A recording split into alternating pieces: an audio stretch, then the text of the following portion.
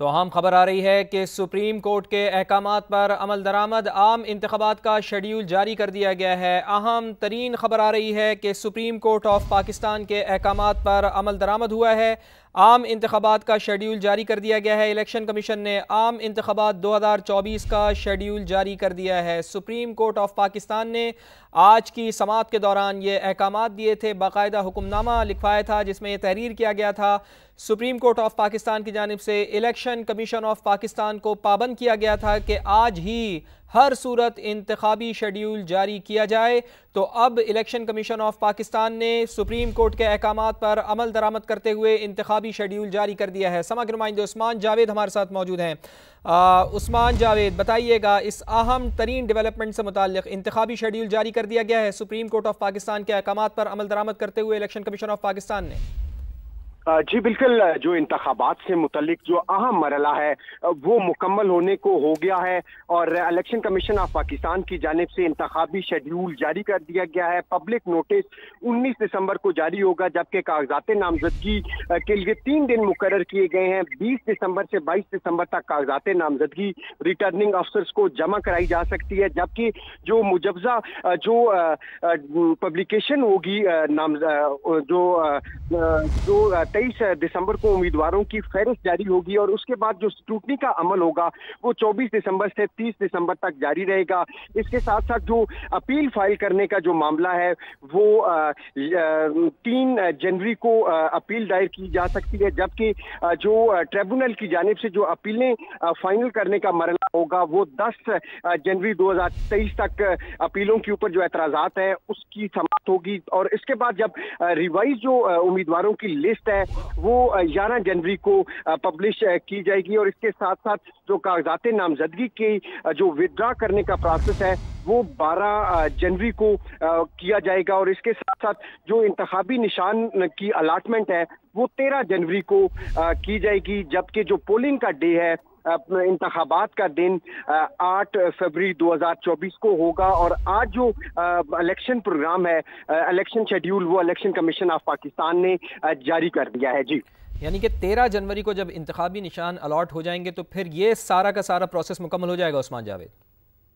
जी बिल्कुल, 13 जनवरी को इंतखाबी निशान अलाट करने के लिए दिन इलेक्शन कमीशन ऑफ पाकिस्तान ने मुकर्रर किया है और इलेक्शन कमीशन ऑफ पाकिस्तान की जानिब से इलेक्शन शेड्यूल का नोटिफिकेशन जारी कर दिया है। और इसके साथ साथ जो अहम इजलास हुआ था चीफ इलेक्शन कमिश्नर की जेर सदारत, उस इजलास में ये तय पाया था कि जो इंतखाबी शेड्यूल है एक तो उसकी हतमी तौर पर मंजूरी दी गई थी और इसके साथ साथ जो ट्रेनिंग का अमल है उस हवाले से भी हतमी तौर पर मंजूरी दी गई थी। और यूं अब जो इलेक्शन शेड्यूल है वो जारी कर दिया गया है और इलेक्शन कमीशन ने आरओज और डीआरओज का जो नोटिफिकेशन है वो भी बहाल कर दिया है और इलेक्शन कमीशन ने आरओज और डीआरओज की तरबियती का जो प्रोग्राम है उसकी भी मंजूरी दी है। आरओज की तरबियत जो है वो इतवार और पीर को होगी, जबकि डीआरओज की तरबियत का मरला जो है वो मंगल को शुरू होगा। और कागजात नामजदगी के हवाले से इलेक्शन कमीशन ऑफ पाकिस्तान की जानिब से जारी शेड्यूल 3 दिन के लिए नॉमिनेशन पेपर जो है वो कैंडिडेट फाइल कर सकेंगे। 20 दिसंबर से 22 दिसंबर तक कागजात नामजदगी जमा करवाए जा सकते हैं और जो इब्तदाई फहरिस्त होगी उम्मीदवारों की जिन्होंने इन 3 दिनों में कागजात नामजदगी जमा कराए होंगे उनकी जो फहरिस्त है वो 23 दिसंबर को जारी की जाएगी और फिर उसके बाद जो स्क्रूटनी का अमल है वो शुरू हो जाएगा और फिर रिटर्निंग अफसर जो है वो स्क्रूटनी का मरहला मुकम्मल करेंगे। उसमें 24 दिसंबर से 30 दिसंबर तक का जो मरहला है वो स्क्रूटनी के हवाले से है और फिर इसके अलावा जो अपील फाइल करने के लिए भी वक्त मुकर्रर किया गया है।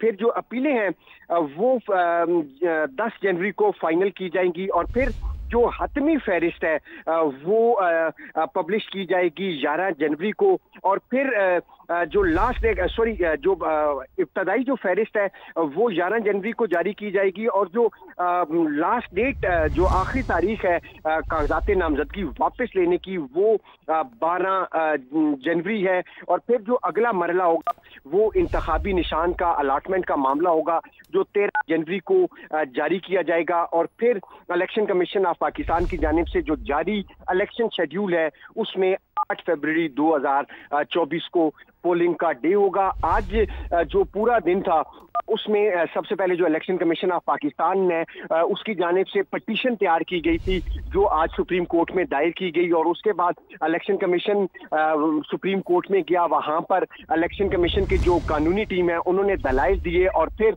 सुप्रीम कोर्ट के हुक्म पर आज इलेक्शन कमीशन ऑफ पाकिस्तान ने इंतखाबी शेड्यूल जारी किया है। और इंतखाबी शेड्यूल जारी होने से कबल चीफ इलेक्शन कमिश्नर वो इलेक्शन कमीशन में आए, चारों मेंबरान आए, कानूनी टीम आई और उन्होंने जो इलेक्शन शेड्यूल है उसकी मंजूरी दी। और इसके साथ साथ लाहौर हाई कोर्ट ने डीआरओज और आरओज की तैनाती को मुअत्तल कर दिया था, और उस हवाले से भी सुप्रीम कोर्ट के अहकामात की रोशनी में इलेक्शन कमीशन ऑफ पाकिस्तान ने उन आरओज डीआरओज की ट्रेनिंग की मंजूरी दी। और अब एक नोटिफिकेशन जारी हुआ और नोटिफिकेशन में आरओज और डीआरओज की ट्रेनिंग जो है उसके हवाले से इलेक्शन कमीशन ऑफ पाकिस्तान ने नोटिफिकेशन जारी किया और इसके साथ साथ इलेक्शन शेड्यूल की मंजूरी दे दी गई है। और अब कागजात नामजदगी और दीगर जो प्रोसेस है उस हवाले से इलेक्शन कमीशन ऑफ पाकिस्तान ने बाकायदा तौर पर मंजूरी दी है और इलेक्शन शेड्यूल के मुताबिक 8 फरवरी 2024 पोलिंग का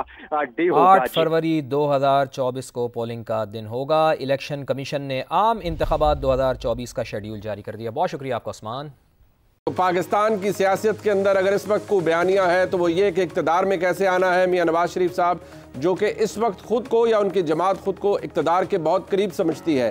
पाकिस्तान मुस्लिम लीग नून इवेंचुअली वोटर के पास क्या बयानियाँ लेकर जाएगी। मियां नवाज शरीफ साहब ने आज ये दूसरी मरतबा, जी हाँ दूसरी दफ़ा इसका जिक्र किया है और जिक्र किया है उन ज़्यादतियों का जो मियां नवाज शरीफ साहब और उनके ख़ानदान के साथ की गई। क्या मुस्लिम लीग नून के लिए इंतखाबात में जीत का वाहिद ज़रिया यही बयानियाँ हैं, यानी बताना लोगों को कि वो ज़्यादतियाँ जो मियां नवाज शरीफ साहब के साथ की गई, जिन लोगों की तरफ से की गई, जिन ताकतों की तरफ से की गई, उनका एहतसाब होना चाहिए, उनसे सवाल भी पूछा जाना चाहिए। लेकिन इस मुल्क की सियासी तारीख अगर देखी जाए तो सवाल सिर्फ सियासतदानों से ही पूछे जाते हैं, जवाब तलबी सिर्फ सियासतदानों की ही होती है। ताकतवर शख्सियात, मुख्तदर हल्के कभी जवाब देते नहीं, और अगर कोई जवाब ज़्यादा मांगे तो उसको जवाब की जगह कुछ और मिल जाता है।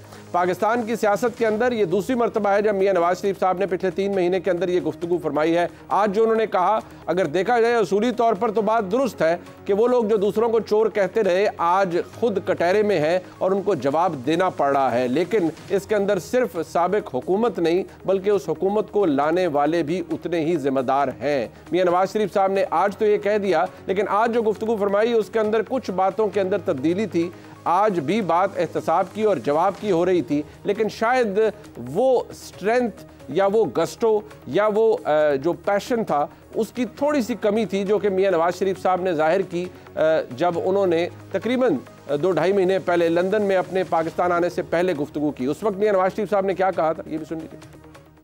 ये इन हालात से दो चार करने वाले मुल्क को और हम सब को, कौम को, वो कौन है? कभी उनका एहतसाब होगा या नहीं होगा? शक्लें हमारे सामने हैं, वो चेहरे हमारे सामने हैं, लेकिन हमारा सिस्टम क्या इस काबिल है कि उन लोगों का भी एहतसाब करे? मेरा और आपका तो 1 मिनट में एहतसाब होता है। 4 जज बैठ के तो करोड़ों लोगों के मैंडेट वाले वज़ीरान को चलता करते हैं। और कौन पीछे उनके? उसके पीछे जनरल बाजवा और जनरल फैज है, आलाकार साकिर निसार है, होसा है, वो पनामा वाला बेंच है, इजाजुल हसन है। और जिन्होंने इस मुल्क के साथ ये किया है वो पाकिस्तान के सबसे बड़े मुजरिम है। और ये लोग जिन्होंने मुल्क को यहाँ तक पहुंचाया ये कैफरे किरदार तक पहुंचेंगे, ये बिल्कुल पहुंचेंगे। इन लोगों को स्पेयर करना जो है ना वो बिल्कुल बड़ा जुल्म होगा। ये लोग काबिले माफी नहीं है। ये लोग काबिल माफ़ी नहीं, इन लोगों को स्पेयर करना बहुत बड़ा जुल्म होगा। ये वो गुफ्तगू है जिसके बाद शहबाज शरीफ साहब जिन्होंने खुद फरमाया कि वो दौड़े दौड़े जहाज़ पर वापस लंदन चले गए अपने 2 दिन के बाद ही, क्योंकि इसके बाद जो शॉक वेव्स आई उन्होंने पाकिस्तान मुस्लिम लीग नून को हैरान और परेशान दोनों कर दिया।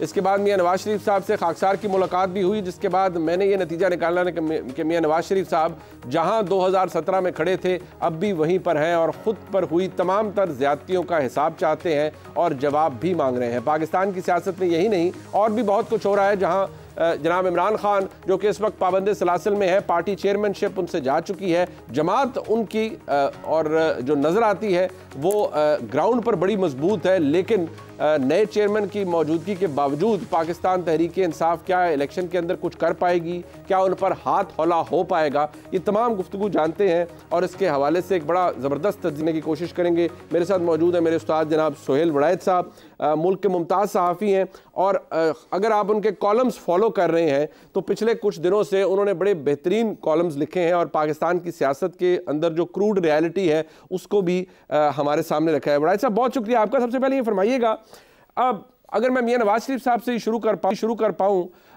हुकूमत नहीं एहतसाब चाहिए, दूध का दूध पानी का पानी होना चाहिए, ये इलेक्शन नारे तक तो दुरुस्त है, मीडिया टॉक में भी दुरुस्त है। आज तो खैर पार्टी की इंटरनल मीटिंग में उन्होंने गुफ्तगू की और लोगों से पूछा जो मौजूद थे कि आप भी यही समझते हैं, तो जवाब आया जी हाँ हम यही समझते हैं। जबकि पिछली दफ़ा जो उन्होंने फरमाया था उसके बाद राना सलाउल्लाह साहब ने कहा ये मियाँ साहब की वो एक ज़ाती सेंटिमेंट भी है। तो मियाँ नवाज शरीफ साहब की सियासत है क्या इस वक्त आपकी नुक्ता नज़र में? देखें, ज़ाहिर है वो इस तजर्बे से गुज़रे हैं और जो जो तजर्बे से गुज़रता है उसके दिल में ये बातें तो होती हैं। लेकिन पाकिस्तान का स्ट्रक्चर कुछ ऐसा है कि देखें, पहले जनरल परवेज़ मुशर्रफ जो थे उनके एहतसाब की कोशिश हुई, उनके ख़िलाफ़ फ़ैसला हुआ, तो आपने देखा कि वही जनरल रहील शरीफ थे जिनको मियाँ नवाज शरीफ साहब ने जो है बहुत नीचे के नंबर से ला के तो चीफ़ ऑफ आर्मी स्टाफ बनाया था, वही उनके ख़िलाफ़ खड़े हो गए और बिल आखिर जनरल परवेज़ मुशर्रफ को मुल्क से बाहर निकाल दिया गया। अभी मसलन जनरल फैज़ हमीद और जनरल बाजवा के ख़िलाफ़ नवाज़ शरीफ जो हैं वो हैं और जनरल बाजवा के ख़िलाफ़ इमरान ख़ान भी हैं। लेकिन मेरा नहीं ख्याल कि जनरल बाजवा का जो है वो एहतसाब हो सकेगा, क्योंकि उनका अदारा जो है वो उनके पीछे खड़ा हो जाता है। तो इसलिए ये तो मुझे ज़ाहिर अभी इस वक्त तक की सूरत हाल के मुताबिक तो मुमकिन नज़र नहीं आता। अलबत्ता ये हुआ है कि जनरल मुशर्रफ के जो ख़िलाफ़ फ़ैसला आया था उससे जो एक बहुत आसानी से मार्शल लॉ लग जाते थे, उसके रास्ते में एक रुकावट, एक खौफ, एक डर जो है वो ज़रूर पैदा हुआ है। लेकिन प्रॉब्लम यह है कि पाकिस्तान की सारी सियासी क़ुव्वतें मिलकर भी अभी इस काबिल नहीं हैं कि वो मुक़्तदरा का मुकाबला कर सकें। और इसी तरह हमारे यहाँ जो अदलिया के ये जो जज हैं जिनका नाम लिया जाता है, जो मार्शल लॉ के हक़ में फ़ैसले करते रहे या सियासतदानों के ख़िलाफ़ फ़ैसले करते रहे, हम सबको पता है कि इनके पीछे कहीं ना कहीं उस वक़्त की जो मुक़्तदरा थी वो थी और वो ये फ़ैसले करवाती थी। और ये जज जो हैं ये भी उनके जो है अब आगे से उनको ना नहीं कर पाते थे या उनके साथ मिल जाते थे, मराहत उठाते थे, फ़ायदे उठाते थे, ओहदे लेते थे। तो ये सारा मिल मिला के हुआ। लेकिन अभी भी जो सिविलियन नैरेटिव है वो इतना स्ट्रांग नहीं है इस वक्त। तो बल्कि बदकिस्मती मुनीब साहब ये है कि जो हमने 90s के अंदर भी जो स्पेस थी या 2000 के बाद जो हमने स्पेस हासिल की थी वो भी अब तो स्पेस नहीं है। ना मीडिया की उस तरह आज़ादी है, ना जो अदलिया की उस तरह से आज़ादी है, ना ह्यूमन राइट्स हैं। तो ये अभी तो वो सूरत हाल नहीं है। लेकिन ज़ाहिर है अवाम तो हमेशा पॉलिटिशियन की तरफ ही उन्हें देखना चाहिए कि ये सारा कुछ बहाल होना चाहिए। लेकिन नवाज़ शरीफ को अब मुश्किल ये है कि वो उसी मुक़्तदरा के साथ ही इस वक्त उनका इत्तेहाद है जिस मुक़्तदरा से उन्हें गिले भी हैं, माजी की मुक़्तदरा से, और दूसरी तरफ इसी अदलिया से उन्होंने रिलीफ लेना है जिसके पुराने जो लोग हैं उनसे उनको शिकायत है। तो ये एक जो तज़ाद है इससे वो कैसे निकल सकेंगे। अब जस्टिस एजाजुल हसन साहब जिनका उन्होंने नाम लिया था लंदन में, वो अभी भी जज हैं और अगले चीफ जस्टिस बनने वाले हैं। बिल्कुल। तो ये सारी उनके रास्ते में मुश्किलात हैं। बट वड़ैत साहब, पाकिस्तान पीपल्स पार्टी, पाकिस्तान मुस्लिम लीग नून, इनकी सियासत, इनकी सियासी तारीख आप मुझसे बहुत बेहतर जानते हैं। कहा यह जाता है, इस पर मुझे आपका ओपिनियन चाहिए, कि जो इमरान खान साहब ने किया पिछले 1.25 साल के अंदर, that was out of the ordinary. वो बड़ा गैर मामूली था और नाकाबिले बर्दाश्त था, नाकाबिले फ़हम था। और फिर उसकी मैनिफेस्टेशन पिछले साल के आखिर में और फिर 9 मई को जिस तरह से हुई, ये ऐसी जगह है जहां इसे कहा जाता है कि पॉइंट ऑफ नो रिटर्न है और इससे कुछ फिर दुरुस्तगी इसकी हो नहीं सकती। जमात के लिए शायद हो जाए, इमरान खान साहब की ज़ात के लिए नहीं हो सकती। इसके ऊपर ज़रा रिफ्लेक्ट कीजिएगा, आपको क्या लगता है कि इमरान खान साहब ने कोई बहुत अनोखा जुर्म कर दिया है जिससे उनकी माफ़ी नहीं हो सकती? नहीं, देखिए दुनिया में हर जो शख्स है ना वो डिफरेंट होता है। जो नून लीग है इसने भी अपने तजर्बात से सीखा है कि हमारी लिमिट्स क्या हैं। पीपल्स पार्टी ने भी अपनी तजर्बात से सीखा। आप देखें जो पीपल्स पार्टी की जो पहली मूवमेंट थी, जो भुट्टो साहब की फांसी से पहले और बाद में हुई, उसमें लोगों ने आग लगाई अपने आप को। उस ज़माने में जो है लोगों ने कोड़े खाए, शाही किले गए। उस वक़्त वो स्टेट के ख़िलाफ़ भी बात करते थे। त्यारा भी उन्हीं के जो चंद हमदर्द थे, चाहे वो एक अलग से पार्टी थी, उन्होंने त्यारा भी अगवा किया। उस वक़्त भी हम सुनते थे कि नहीं अब ये तखरीबकार हो गए हैं, अब इनके लिए माफ़ी नहीं है। हमने ये भी सुना कि जब नून लीग ने एक ज़माने में सुप्रीम कोर्ट पर हमला किया तो सुप्रीम कोर्ट ने उन सबको सज़ाएँ दे दी और ये कहा गया कि ये बड़ा जुर्म है। प्रॉब्लम ये होता है कि जब आप पब्लिक किसी लीडर को सज़ा दे देते हैं या उसको पॉलिटिक्स से त्याग दे देते हैं तो उससे जो सारा उसका वोटर है वो भी डिसएनफ्रेंचाइज हो जाता है। मैं आपको मिसाल देना चाहता हूँ कि नवाब अकबर बुख्ती साहब जो थे वो उनको मार दिया गया, सब समझाते रहे कि ना करें।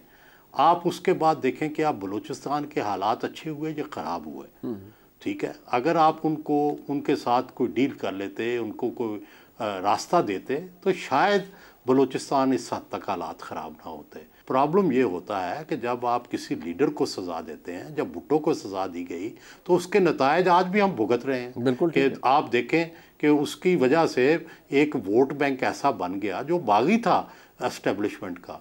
और आपने 15 साल पीपल्स पार्टी को सिंध में तावान के तौर पर हुकूमत दी, 3 दफ़ा आप फेडरेशन में उनको हुकूमत दे चुके हैं। तो ऐसे काम क्यों किए जाएं कि जिससे एक कोई रूह जो है वो आप पर हुकूमत करती रहे या एक बंदा जेल में बैठा हुकूमत करता रहे। तो इसलिए मैं ये कहता हूँ कि कोई ऐसा रास्ता निकालना चाहिए कि जिससे मसालियत हो। खान साहब को भी मैं जब वो 9 मई नहीं हुआ था तो हम जाके ये मशवरा देते थे कि आप ये एग्रेशन छोड़ें, आप पॉलिटिकल पार्टीज़ के साथ बैठ के डायलॉग करें, आप भी पॉलिटिशियन हैं। वो कहते थे नहीं जी ये तो चोर है, गलती की उन्होंने। फिर हमने ये भी कहा कि आप एस्टेब्लिशमेंट से मुज़ाकरात करें, उन्होंने कहा वो नहीं मेरे से करते। तो मैंने जवाबन हंस के कहा कि आप यकतरफा शुरू कर दें। तो भाई बात यह है कि पाकिस्तान कोई उस तरह का मुल्क तो नहीं है कि जहाँ फ़ौज के बगैर आपको हुकूमत मिल जाए। यहाँ तो देखो मकबूलियत और कबूलियत दोनों मिल के चलते हैं। भुट्टो साहब से, नवाज शरीफ साहब से, बेनज़ीर भुट्टो साहब से, इमरान खान से, सबका देख लें कैसे एंट्री हुई है इक़्तिदार में। क्या सिर्फ मकबूलियत से हुई है? नहीं, कबूलियत भी साथ शामिल थी हर एक में। तो भाई इस असूल को क्यों मद्देनज़र नहीं रखा जाता? तो मेरी तो यही है कि भाई ये जो तलखियाँ हैं इनको कहीं तो जाके ख़त्म करना है ना। बट तलखियाँ जो है बट सर जो आर्ग्यूमेंट है सर कतर गुलामी, इसमें जो आर्ग्यूमेंट है वो ये है कि इस फिर मैं ज़रा मज़ीद आगे जाना चाहूँगा, ज़रा इंतखाबात के मंजरनामे पे भी मैं चाहूँगा आप रिफ्लेक्ट करें। तो इमरान खान के लिए क्या आपको इस सिस्टम में गुंजाइश नज़र ही नहीं आती या ये वक्ती है और 2-4 साल बाद गुंजाइश निकल आएगी? जी निकल आएगी। उसकी वजह यह है कि बाज़ औक़ात आपको अपने बाहर जो हैं जिसको आप कहते हैं गुंजाइश, उस गुंजाइश को बढ़ाना पड़ता है। बाज़ औक़ात इसी तरह जिस तरह हम खान साहब को ये कह रहे हैं कि भाई आप भी अपने सुलह पसंद लोगों को आगे लाएं। वो लोग जो उनकी तो पार्टी सारी प्रो एस्टेब्लिशमेंट पार्टी है, उनका तो आज भी बयानियाँ जो ये है कि मैं फ़ौज के साथ मिलकर हुकूमत करूँगा। ना उनकी फ़ॉरेन पॉलिसी पे कोई फ़ौज से इख्तलाफ है, ना उनका कोई दाखिला पॉलिसी पे इख्तलाफ है, ना उनका मीडिया पॉलिसी पे कोई इख्तलाफ है। वो तो फ़ौज के साथ मिलकर मीडिया पॉलिसी चलाते रहे। वो तो जो है ना उनका ह्यूमन राइट्स के ऊपर कोई इख्तलाफ है, ना बलूचिस्तान की पॉलिसी पे उन्होंने कोई इख्तलाफ किया, ना इंडिया के साथ फ़ॉरेन पॉलिसी पे इख्तलाफ किया, ना अफ़गानिस्तान पे इख्तलाफ किया। तो यही इख्तलाफात होते हैं ना सियासतदानों के। ये तो उनका कोई इख्तलाफ नहीं, उनके तो पर्सनल इख्तलाफात हैं दो बंदों से। ठीक है, तो भाई सवाल ये है कि ये खान साहब को भी समझना चाहिए कि जब उनका उस अदारे से इख्तलाफ ही कोई नहीं है, ठीक है, तो वो लड़ाई किस चीज़ की लड़ रहे हैं? तो भाई क्या उनकी मर्जी के मुताबिक ही सारे अदारे चलें? ऐसा तो नहीं हो सकता। तो सवाल ये है कि भाई अब पाकिस्तान में आपने मिलजुल के रहना है, आपको एस्टेब्लिशमेंट से भी जो देखे, दो पार्टियां जो हैं, देखिए पीपल्स पार्टी की भी एस्टेब्लिशमेंट से लड़ाई रही, इस हद तक लड़ाई रही कि भुट्टो साहब को फांसी चढ़ा दिया गया। लेकिन पीपल्स पार्टी ने क्या लर्न किया? बेनज़ीर भुट्टो ने बाकायदा किताब लिखी मफामत, ठीक है, बेनज़ीर भुट्टो जो थी वो हमेशा मफामत की बात करती रही, चार्टर ऑफ डेमोक्रेसी पे आई। नवाज शरीफ साहब जिनको कहा जाता था कि मुहाज़ राई के जो हैं वो चैम्पियन हैं, अल्टीमेटली वो भी पीपल्स पार्टी के साथ और फौज के साथ मुसालत पे आए। बिल्कुल ठीक है। खान साहब को भी अल्टीमेटली इसी तरफ आना होगा। But coming back to the election, right साहब, आपके नज़दीक इलेक्शन मुस्लिम लीग नून, आप लिख भी चुके हैं कि ऐसे हालात में मुस्लिम लीग नून की सादा अक्सरियत आसान नज़र आ रही है आपको, और ऐसी सूरत हाल में बाकी जमातें जो मौजूद हैं, जैसे पाकिस्तान पीपल्स पार्टी है, नई जमातें भी हैं, उनका क्या सियासी मुस्तकबिल है, और ये किस तरह की एक dominant party with a simple majority plus coalition partners, ये नज़र आ रहा है आपको? देखिए, दो सिनेरियो डिस्कस हो रहे हैं। एक सिनेरियो तो ये है कि भाई हंग पार्लियामेंट होगी जिसमें नून जो है वो 70 से 80 सीटें ले लेगी और पीपल्स पार्टी जो है 50-60 सीटें ले लेगी, ठीक है, तो फिर ये इन दोनों की कोलिशन बन जाएगी। लेकिन अगर जाहिर है जिस तरह से हालात पंजाब के जा रहे हैं, मुझे ये लग रहा है, मैंने आज लिखा भी है कि अगर दवाई ज़्यादा डल गई तो फिर नून को पंजाब में वॉक ओवर होगा, और वॉक ओवर हो गया तो जाहिर है उनकी फिर सिंपल मेजॉरिटी बन जाएगी। फिर वो क्यों पीपल्स पार्टी के साथ हुकूमत बनाना चाहेंगे? वो चाहेंगे कि हम फ्रीडम से करें। लेकिन बहरहाल मुक़्तदरा की ख्वाहिश यही है कि नून को भी अनब्राइडल्ड पावर ना मिले और एक जो चेक्स रहें। और सिंध के अंदर तो पीपल्स पार्टी अपनी पोजीशन बेहतर कर चुकी है, जो उसका मुक़्तदरा के साथ भी थोड़े बहुत प्रॉब्लम थे, मुझे लगता है वो भी उन्होंने रिज़ॉल्व कर लिए हैं, और वो कराची से भी 8 से 10 सीटें ले सकते हैं, और बाकी सिंध में उन्हें बिल्कुल कोई रेजिस्टेंस नहीं नज़र आ रही। तो इसी तरह पंजाब में तहरीक-ए-इंसाफ अभी पता ही नहीं है कि उसका कौन कैंडिडेट होगा। तो हाँ, लेकिन एक 10% जो मैं अपने कालमों में भी लिख रहा हूँ और मैं इसका इजहार भी कर रहा हूँ कि देखें, पीटीआई का खामोश वोटर तो मौजूद है, जो 9 मई के बाद डरा हुआ है, सहमा हुआ है, शहरों में बहुत ज़्यादा मौजूद है। तो इस चीज़ का एक खदशा मौजूद है कि इलेक्शन वाले दिन वो निकले और जिन रिज़ल्ट्स की हम तवक्को कर रहे हैं उनसे बिल्कुल उलट रिज़ल्ट जो हैं वो आ जाए। बड़ाई साहब, टुवर्ड्स द एंड ये दवाई का आपने जिक्र किया, तो दवाई की ओवरडोज भी हो जाती है ना, कई दफ़ा ओवरडोज हो जाए तो उसके साइड इफ़ेक्ट्स बड़े होते हैं। तो ये आपको ओवरडोज भी नज़र आ रही है होते हुए कि हो सकता है ना ओवरडोज भी हो जाए, कोई ज़्यादा ड्रिप लग जाए, लंबी लग जाए, बड़ी वाली ड्रिप लग जाए? देखें, अभी जो मेरा ख्याल है कि इस बारे में अभी फैसले जो है ना फाइनल नहीं हुए। अच्छा, कि भाई ये खाका जो है अल्टीमेटली क्या बनना है। और जाहिर है जब ये इलेक्शन कैंपेन शुरू होगी तो फिर एक नई सूरत हाल बनेगी। पिछला जो इलेक्शन था उसमें हमने ये देखा था कि 2018 जब शुरू हुआ तो ऐसे लगता था कि मुस्लिम लीग नून अनबीटेबल है, लेकिन जब फिर अदारों ने काम शुरू किया MNAs पर, नीचे MPAs पर, तो इलेक्शन से कोई 1 महीना पहले, 20 दिन पहले अदारों की ये रिपोर्ट आ गई थी कि इतनी सीटें 126 सीटें जो हैं वो PTI की हो जाएंगी, और वो वाकई ऐसे हुआ था। तो अभी तो ये देखें ना, ये काम शुरू है, अभी ये काम हतमी शक्ल इसको नहीं दी गई कि कौन किसके मुकाबल होगा, कौन से कैंडिडेट होंगे। नून के तो आलमोस्ट क्लियर हैं, तहरीक-ए-इंसाफ जो है वो क्यों किसको खड़ा करेगी, खड़े कर सकेगी, नहीं खड़ा कर सकेगी, खंबे होंगे या वाकई कोई जो वोटों वाले वोट होंगे, लोग होंगे।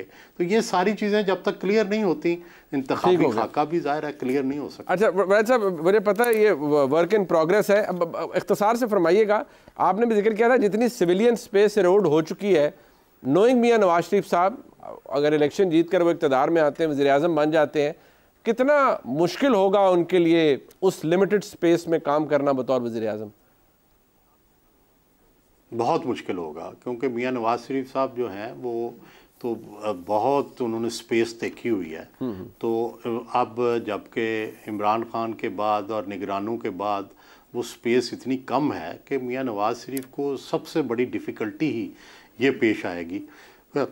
अगरचे उनको मुक्तदरा की तरफ से शुरू में ज़रूर हमायत हासिल होगी, लेकिन इसमें वो कितनी स्पेस जो है वो हासिल कर सकते हैं, इस पे बहुत बड़ा सवालिया निशान है।